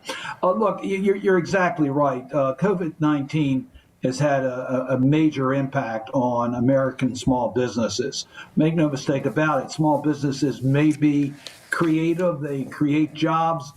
And they are flexible on trying to stay afloat, but they don't have the deep pockets and resiliency of larger companies. And therefore, when you hit an economic downturn, they usually do not fare as well as larger companies. Now, we saw that before COVID-19, there were three doors every year of businesses that were not making it, that were just barely making it, and those that were doing well. What we did with the COVID-19 relief package was an unprecedented amount of federal government help for America's small businesses through the PPP programs, through the EIDL loan and advance programs, and now through the separate programs that we have for restaurants and for shuttered venues. So we have a menu of help for America's small businesses, and we're not finished yet. We still have to provide additional assistance, and we'll be talking about that. But our main focus has been on the underserved community. We know we have to do a better job, particularly access to capital, but also in opportunity for venture capital and innovation and creativity where it's difficult in minority communities and women-owned small businesses. And we have to deal with those businesses that have basically been ordered by government on COVID-19 to operate at much less than full capacity, in some cases completely closed. We really have to concentrate on these businesses to make sure they can get through this pandemic. Yeah, Senator, let me ask you a question. I'm not sure I'm going to get it out right. I may even be wrong, but you helped co-author and you were the lead on the Paycheck Protection Program, PPP program, and you've introduced the PPP Extension Act of 2021. By every measure I can find, hugely popular, even oversubscribed. There may have been different layers of businesses that came in. Compare that to the eviction moratorium and the funds put in there, which has these vast amounts of funds that haven't been used or accessed. I hear about that also, like, don't end the eviction moratorium, but when you kind of look at the money and the use of it, something went off the rails because it wasn't as used as much.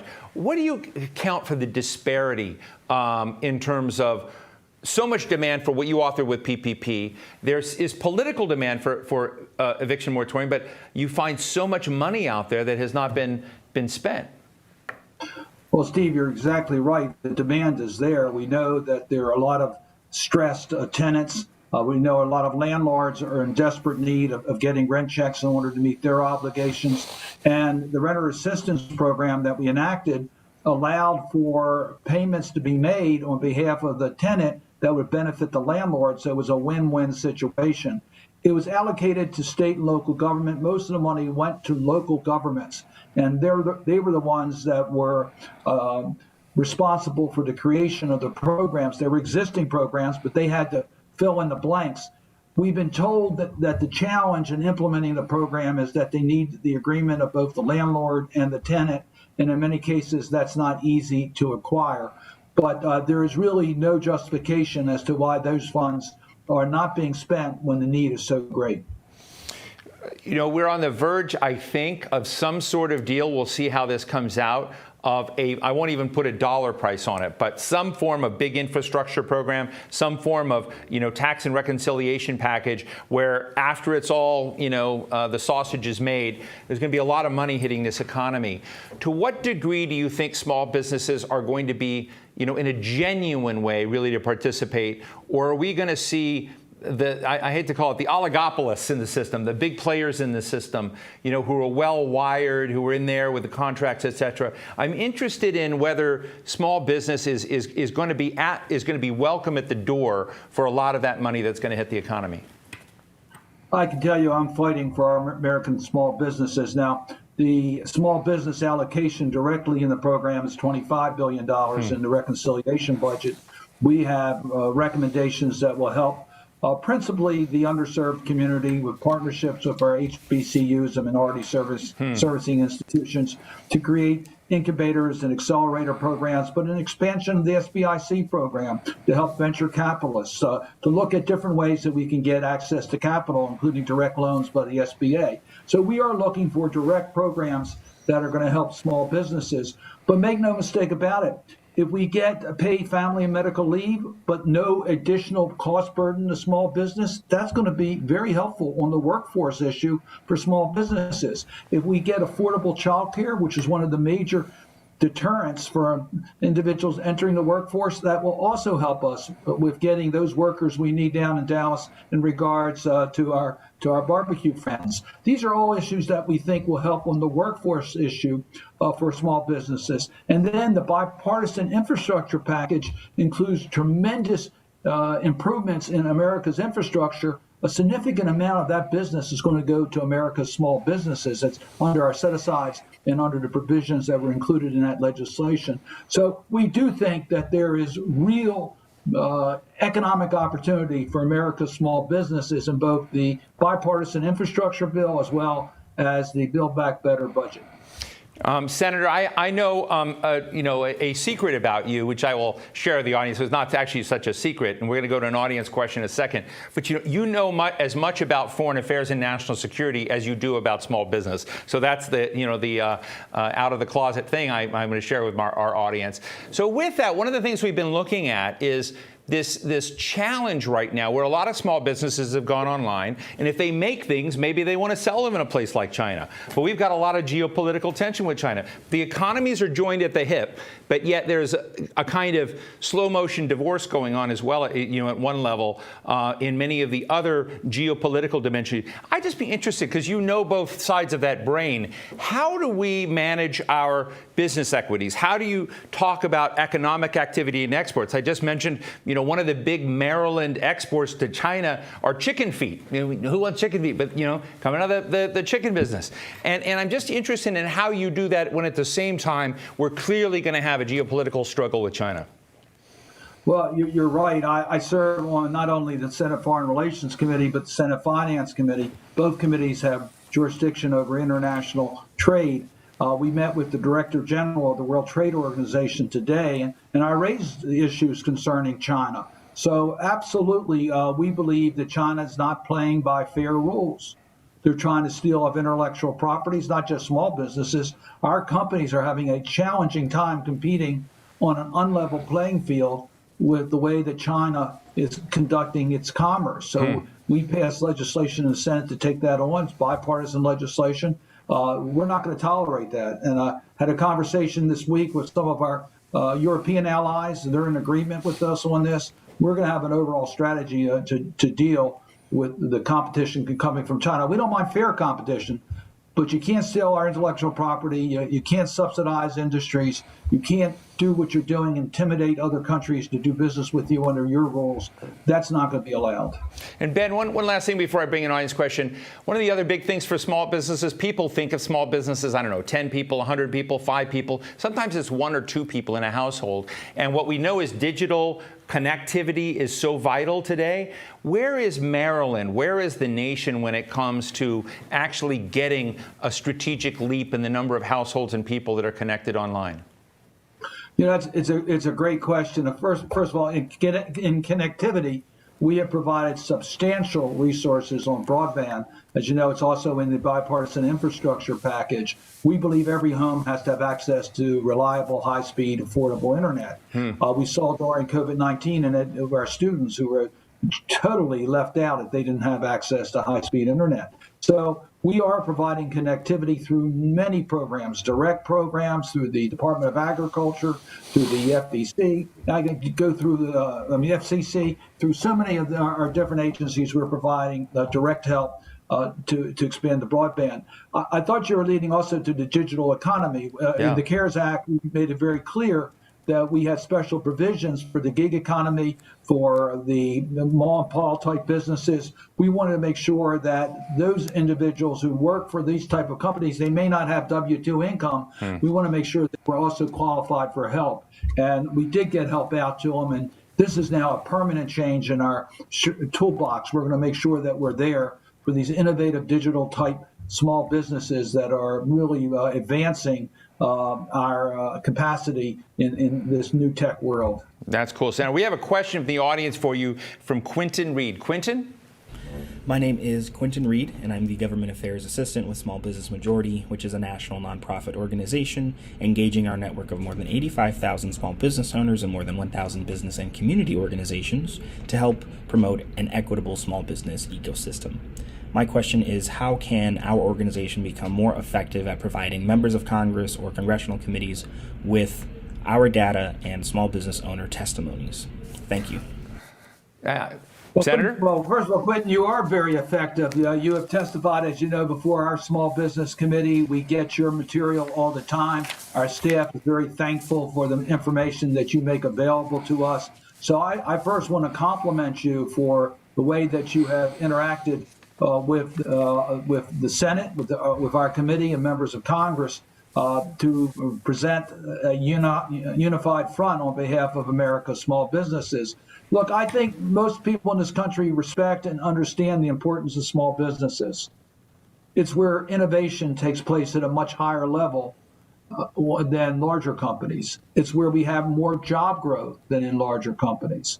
It is where we find creativity to deal with challenges, as we saw during COVID-19. So this is the backbone of the American economy. And I think the more that you can make that point, the more you'll see friendly policies.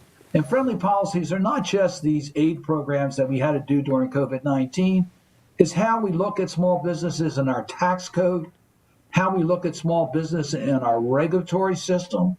How do we look at small business in relationship to how we do government contracting and make sure that we do more with prime contracts for small businesses than just subcontracting? All of that is the sensitivity that I think your organization can help us understand and develop the right policies to move forward.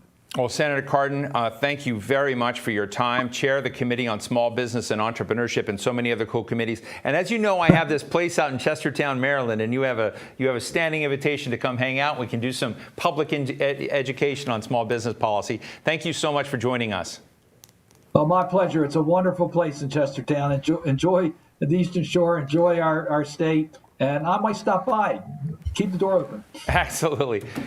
Okay, even as the pandemic turned our lives upside down, it forced us to think outside the box, at least some of us. Innovation, particularly in how we work, has led to a significant amount of growth in the gig economy. You just heard the senator speak about the gig economy. And here to discuss that is the Diva freelance work, the TaskRabbit CEO, Anya Smith. Anya, Diva in my world is actually a big compliment. I hope you take it that way.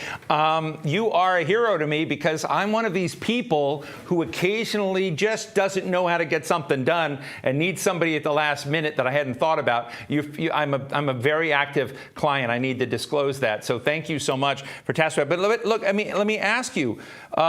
We were just talking about small business. I said, not every small business is 5 or 10 people. If you want to be your own boss, you can be at a very different level. Tell us what's happening. I often sometimes think the framing. I've got the word small business here. I'm not even sure that's the right framing for this. But I'm interested in how you think business has changed and how we need to open our apertures a little bit about thinking about economic activity and who's doing it in this country.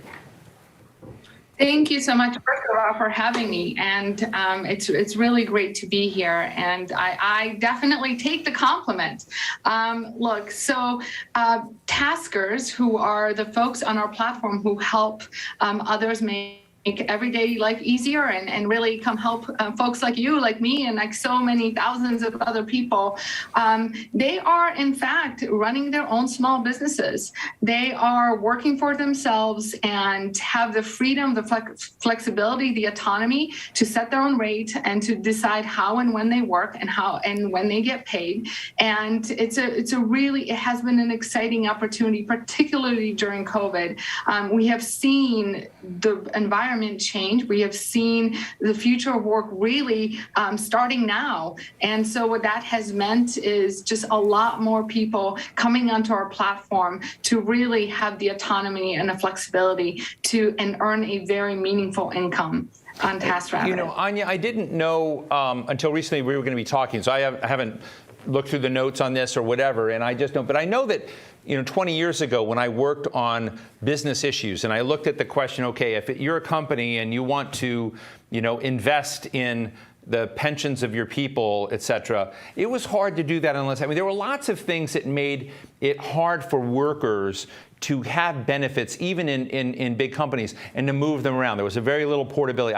I think it has gotten a little bit better. But if you are in the gig economy, are there things evolving to help deal with what I would see as the deficit of benefits for them? Are you beginning to see an evolution of accessibility of benefits in positions that are not lifetime style big company jobs? That is such a great question. At TaskRabbit, we truly believe that independent work is really the future of work. And we've seen these numbers change, particularly during COVID, as more and more people are in transition. But here's the real challenge.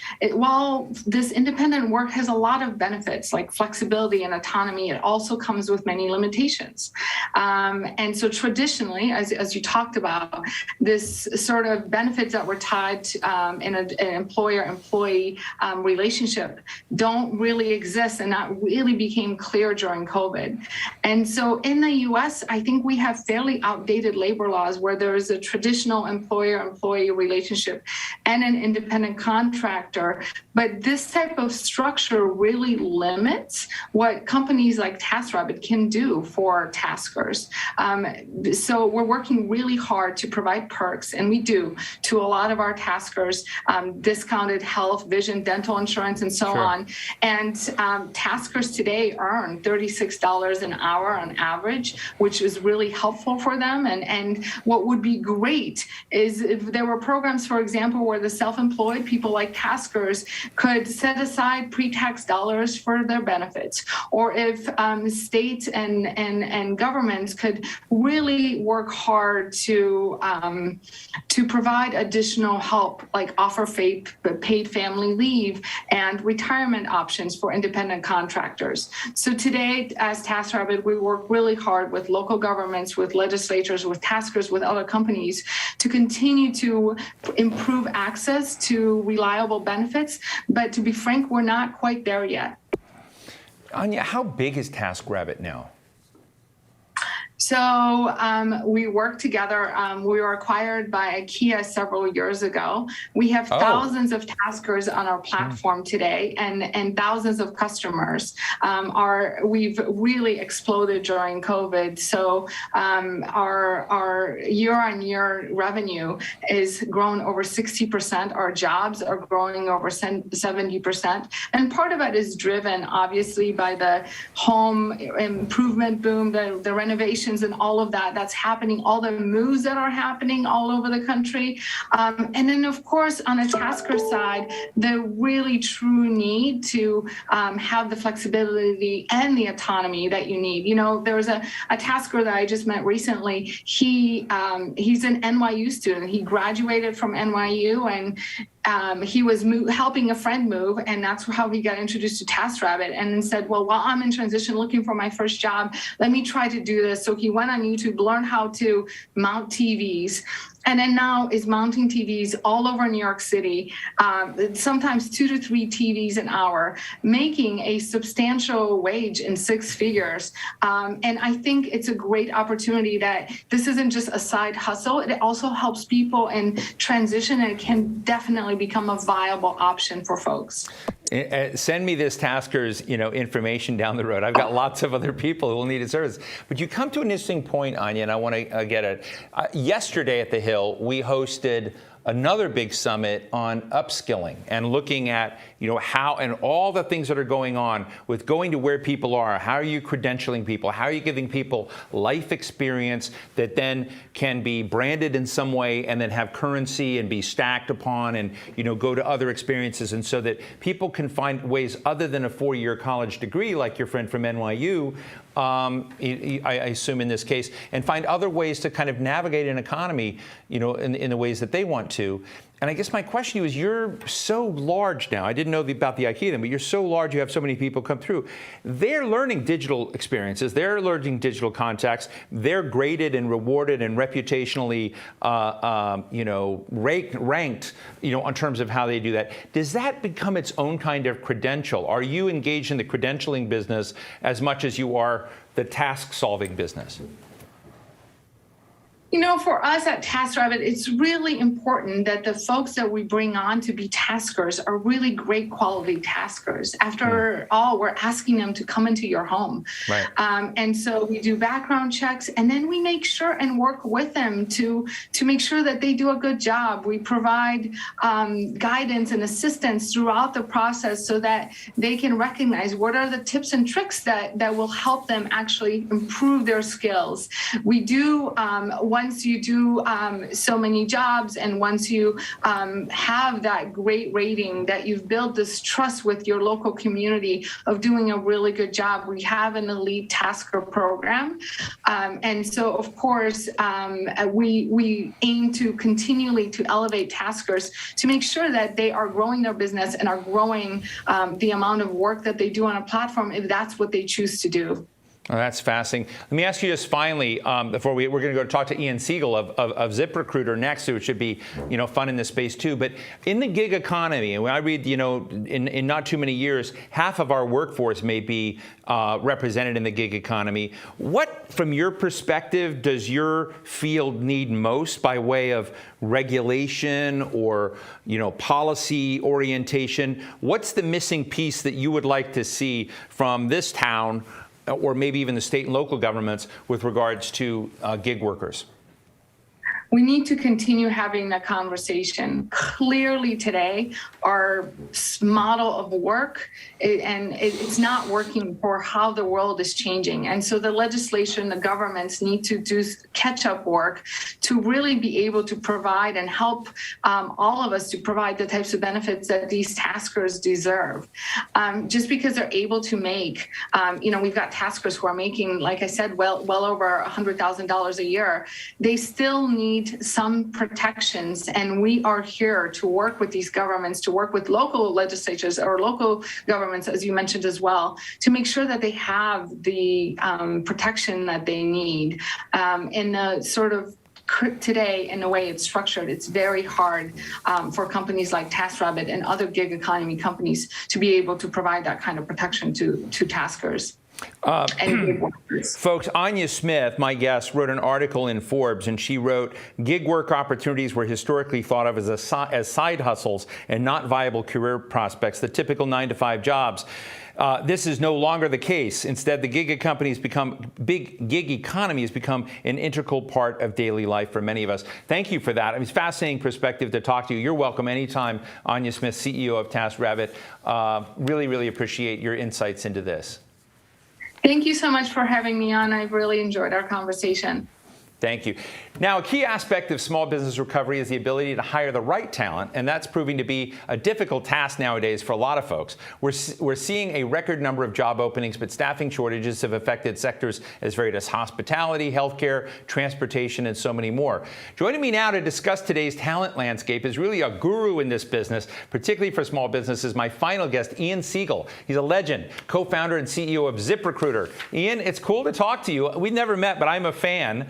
And have been following a lot of what you've been doing for years. Let me just open the door on this and ask you, in this time where there is this very wide gap between jobs that are open, jobs that are out there, and it used to be a job gap called a skills gap, but now there's a big gap. And I'm interested in, ZipRecruiter sees both sides of the equation. You have the job seekers and those, providing those positions. What's going to be the secret sauce of bridging that?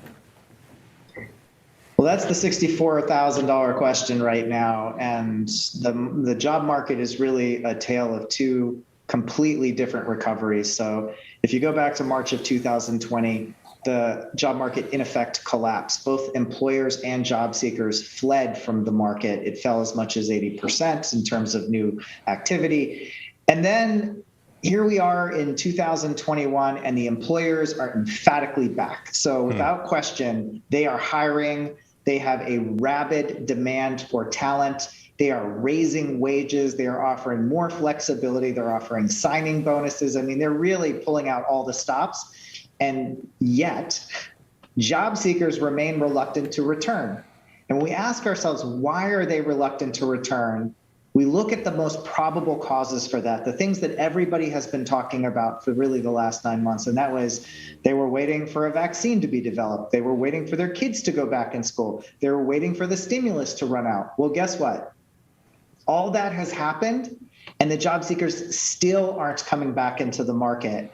And we have to ask ourselves if something more fundamental happened to the job market in our post-COVID recovery, because we effectively all went through a grand social experiment over the last 18 months where we tried a different type of work, a different type of living, and over half of job seekers want to maintain that lifestyle. So pre-COVID, less than 2% of jobs offered remote or hybrid work. And post-COVID, 50% of job seekers are looking for that type of opportunity. It's really fascinating because I've been in this business for a while and talking about these subjects. And it used to be the shtick was companies couldn't find the human capital, the quality of human capital they needed for the positions. So we needed to educate, we needed to train, we needed to do more and more, that it was a function of them not being able to access what they wanted. That's why they needed to go to India or China or other places, to find that talent around the world. Now the story that I'm hearing from you is, it's the companies that aren't good enough for the job seekers or the workers out there on the side, that they need to change. Am I getting that right? Yeah, there's been a fundamental flip when we survey job seekers and what they're looking for. It used to be that the top three things they cared about in order of priority was salary, office location, and flexibility of schedule. Well, now it goes salary, flexibility of schedule, office location. So clearly there's been a sea change in the minds of job seekers about how they want to live their lives, not just work, but how they want to live.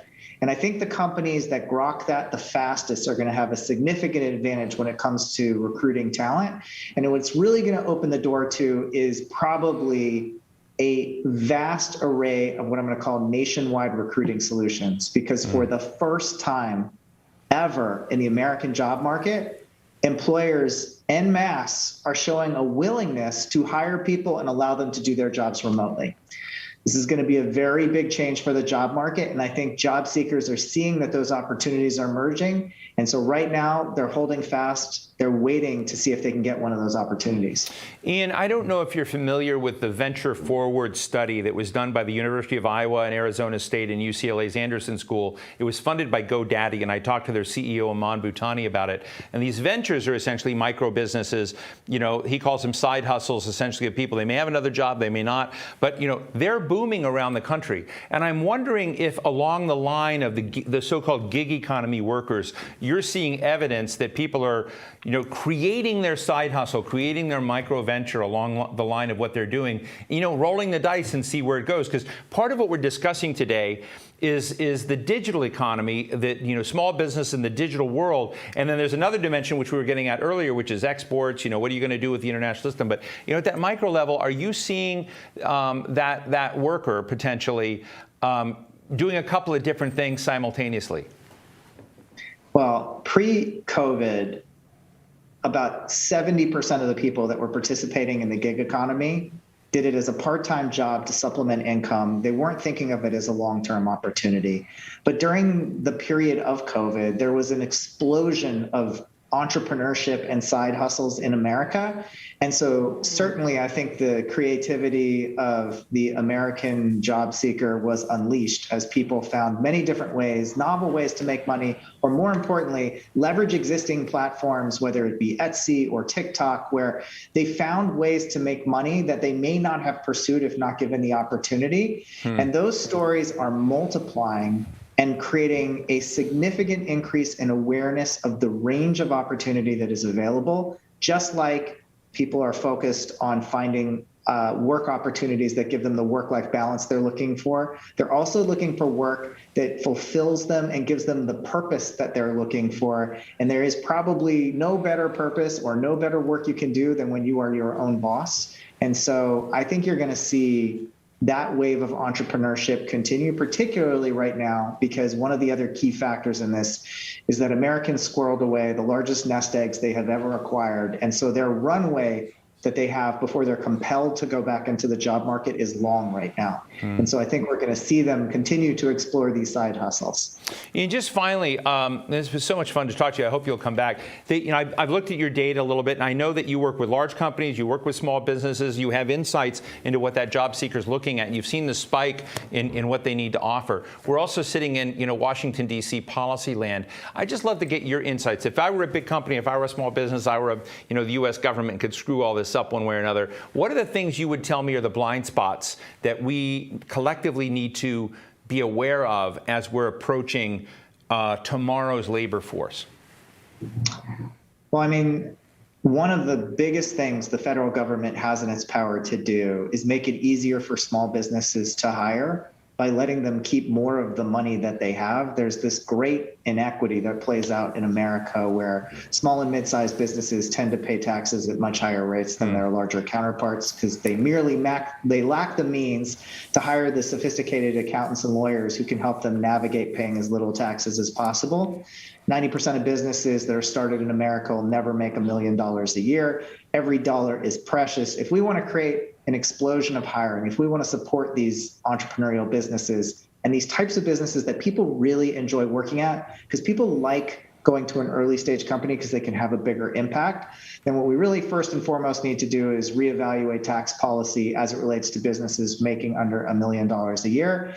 And then on the job seeker side, this is a golden age to be a job seeker. And what I find so funny about it is there's a record number of job openings that are paying the most money they have ever paid, offering the best benefits they have ever paid.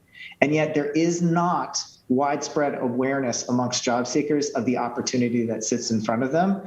And so I think as much as employers are struggling, job seekers are unaware of their leverage right now. So it will be very interesting to me to see when they do go back into market and discover this rabid appetite of employers, what that does to the psyche of job seekers, because suddenly they hold a lot of cards that they have not previously held. And it'll be interesting to see what it does to their negotiations. So you heard it here, folks. Go renegotiate your deal is what I'm hearing, whatever it may be. Ian, it's a pleasure. Ian Siegel, CEO and co-founder of ZipRecruiter. I'm a big fan. Thank you very much for joining us today, and please come back.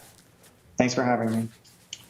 That brings us to the end of our program today. A big thank you to our sponsor, Alibaba Group, for its support, and to all of you attendees for joining us for today's discussions. They were great. I hope you go back and watch them all, share them with your friends. For any of you who have missed the conversations, we're going to have the video up on our website shortly. I'm Steve Clements. Be well.